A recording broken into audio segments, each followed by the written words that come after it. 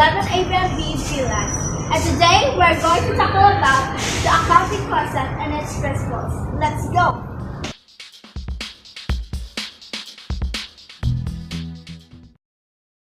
But before that, the accounting principles, concepts, and assumptions serve as the foundation of accounting in order to avoid misunderstanding and enhance the understanding and usefulness of the financial statements.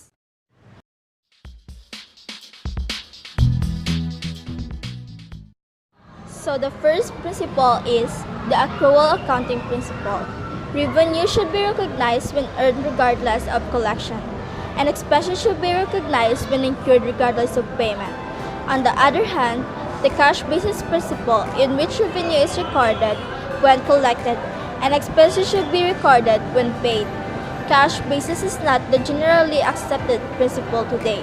Like for example, when a barber finishes performing his services, he should record it as revenue, and when the barber shop receives an electricity bill, it should record it as an expense, even if it is unpaid.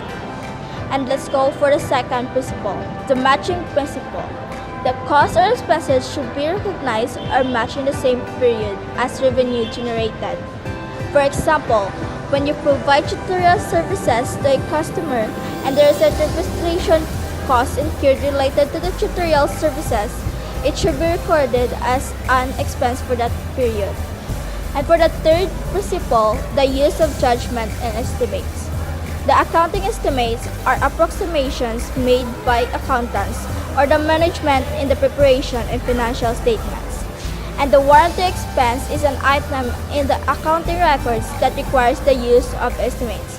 A warranty is a guarantee made the seller to the buyer promising to prepare or replace the things sold if necessary within a specified period of time.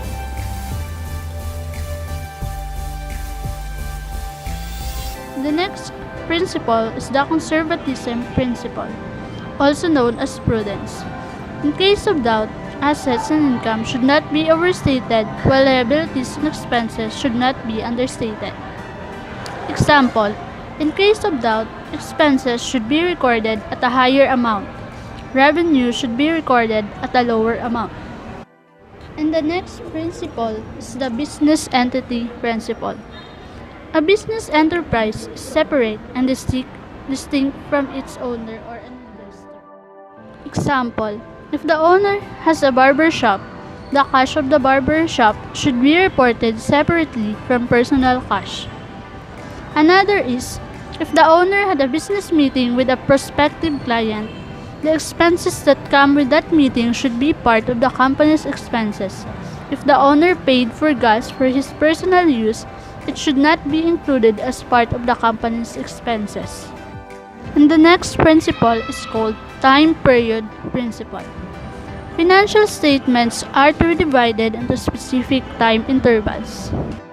Example, Philippine companies are required to report financial statements annually. Another is, the salary expenses from January to December 2017 should only be reported in 2017.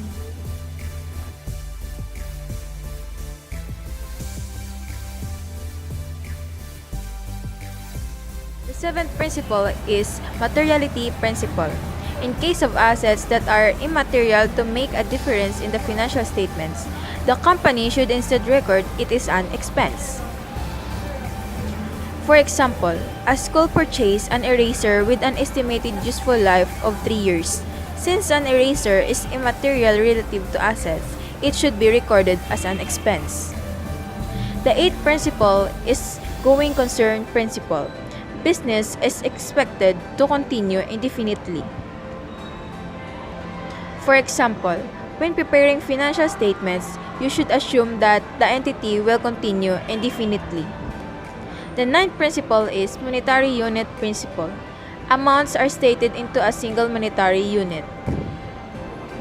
For example, Jollibee should report financial statements in pesos even if they have a store in the United States.